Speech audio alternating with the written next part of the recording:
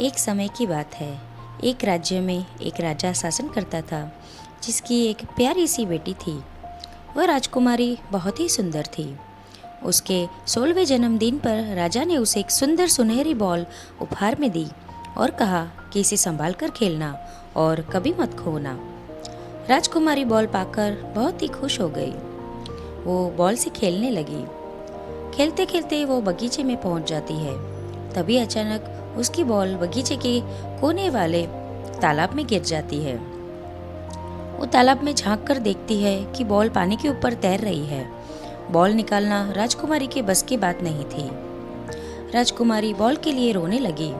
तभी उसे एक आवाज सुनाई दी कि तुम क्यों रो रही हो। राजकुमारी इधर उधर देखती है कि ये किसकी आवाज है, लेकिन उसे कोई भी नहीं दिखता। फिर से एक बार आवाज आती है कि बताओ तुम क्यों रो रही हो। राजकुमारी चौंक जाती है कि आखिरकार ये आवाज कहाँ से आ रही है। तभी आवाज उस तालाब में से आ रही होती है। राजकुमारी तालाब में देखती है तो उसे एक मेंढक दिखाई देता है। वो मेंढक फिर से बोलता है कि बताओ तुम क्यों रो रही थी। राजकुमारी कहती है कि उसकी बॉल तालाब में गिर गई है। क्या तुम वो मुझे वापस ला सकते हो? मुझे समझ नहीं आ रहा है कि मैं उसे कैसे निकालूं। मेंढक कहता है इतनी सी बात, मैं उस बॉल को अभी निकाल देता हूँ। राजकुमारी कहती है कि क्या सच में तुम ऐसा कर सकते हो? मेंढक कहता है हाँ बिल्कुल, लेकिन उसके बदले में मुझे क्या मिलेगा? राजकुमारी कहती है कि तुम्हें जो भी चाहिए वो सब तुम्हें मिलेगा, हीरे मोती सुंदर खिलौने, लेकिन तुम बस मुझे वो बॉल निकाल कर दे दो। तब मेंढक राजकुमारी से कहता है कि आपकी महंगी चीज़ों का मैं क्या करूं? ये सब मेरी किस काम के हैं? राजकुमारी कहती है कि फिर तुम्हें क्या चाहिए? मेंढक जवाब देता है कि मैं तो आपका दोस्त बनना चाहता हूँ, आपके साथ खेलना चाहता हूँ और जब आप खाना खाए तो आपकी थाली में से खाना चाहता हूँ और आपके मुलायम बिस्तर पर सोना चाहता हूँ। राजकुमारी को तो बस किसी भी हालत में अपनी वो सुनहरी बॉल चाहिए थी, इसलिए उसने कुछ नहीं सोचा और हल्के मन से हाँ कर दिया। मेंढक बॉल उठाकर राजकुमारी की तरफ फेंक देता है। राजकुमारी बॉल पाकर बहुत ही खुश होती है और राजमहल के अंदर चली जाती है। मेंढक बोलता है अरे मुझे भी तो लेकर जाओ। तभी शाम होने लगती है और राजकुमारी अपने पिता के साथ खाना खाती है। तभी दरवाजे पर एक दस्तक हुई। राजा ने राजकुमारी से कहा कि जाओ दरवाज़ा खोलो। राजकुमारी ने जब दरवाज़ा खोला तो और कोई नहीं, वो मेंढक दिखा, वो वही जो तालाब में था। मेंढक कहता है कि आप मुझे अपने साथ महल में क्यों नहीं लाई? राजकुमारी कहती है कि मैं तुम जैसे गंदे मेंढक को महल में कैसे लाऊंगी? तुमने ये कैसे सोच लिया?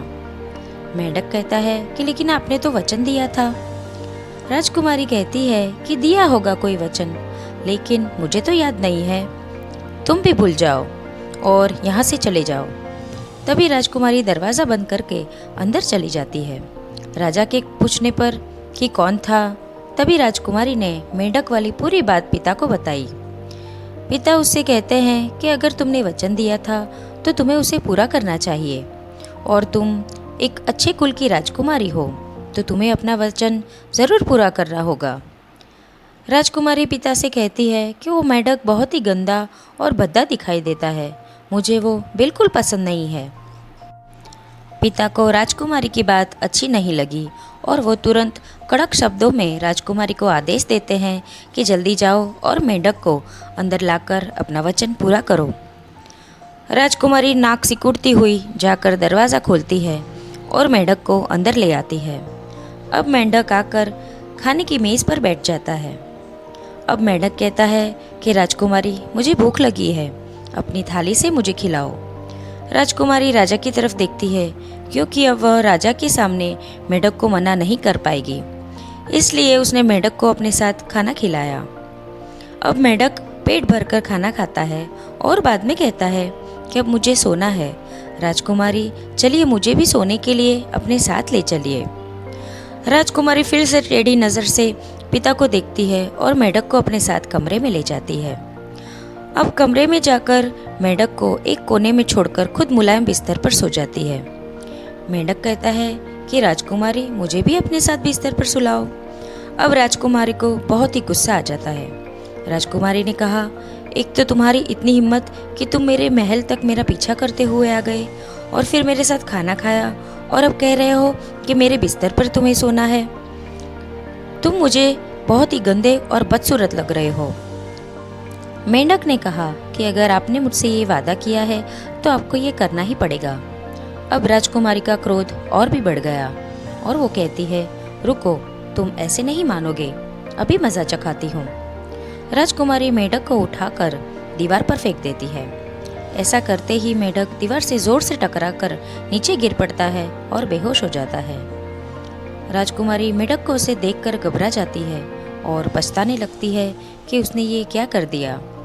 मेंढक ऐसे पड़ा था जैसे कि मर गया हो। राजकुमारी को अपनी गलती का एहसास हुआ और उसने मेंढक को अपने हाथों में लेकर सहलाकर चूमने लगी। मैंने तुम्हारे साथ बहुत ही बुरा किया है, मुझे माफ़ कर दो, मैं बहुत ही बुरी हूँ, लेकिन आज के बाद कभी भी ऐसा नहीं करूँगी, मुझे एक बार माफ़ कर दो। जैसे ही राजकुमारी ने मेंढक को चूमा तो एक चमत्कार हुआ और देखते ही देखते एक मेंढक एक सुंदर राजकुमार में बदल गया। राजकुमारी ये सब देखकर हैरान हो गई। राजकुमारी को कुछ भी समझ नहीं आ रहा था। तभी राजकुमार उसे समझाता है कि आप डरिए मत, मैं अपनी पूरी कहानी आपको समझाता हूँ। राजकुमार बताता है कि पहले वो एक सुंदर राजकुमार था, लेकिन उसे वन्य जीवों को मारने और उनका शिकार करना बहुत पसंद था। इसलिए एक दिन वन देवी उससे नाराज हो गई और उन्होंने उसे श्राप देकर मेंढक बना दिया, ताकि मुझे एहसास हो कि वन्य जीवों की जिंदगी कैसी होती है और उन्हें कोई परेशान करे तो कैसा लगता है। उन्होंने मुझसे कहा था कि जब तक मैं मेंढक रहूँगा तब तक एक जिद्दी राजकुमारी का हृदय परिवर्तन होगा और उसे अपनी गलती का एहसास होगा और वो तुम्हें चूमेगी। राजकुमारी के चूमने पर मैं तुरंत राजकुमार बन जाऊंगा और देखो, तुमने मुझे चूमा और मैं राजकुमार बन गया। तुम्हारा बहुत धन्यवाद। राजकुमारी कहती है कि मुझे भी अपनी गलती का एहसास हो गया है, अब मैं अपने जीवन में दयालुता रखूंगी। राजकुमारी के भावों में इतना परिवर्तन देखकर राजा बहुत ही खुश हुआ। राजकुमार और राजकुमारी को एक दूसरे से प्यार हो गया तो राजा ने दोनों की शादी करवा दी। अब दोनों खुशी खुशी रहने लगे थे। इस कहानी से यह सीख मिलती है कि किसी का बाहरी स्वरूप देखकर उसे नापसंद नहीं करना चाहिए और अपना दिया हुआ हर वचन निभाना चाहिए।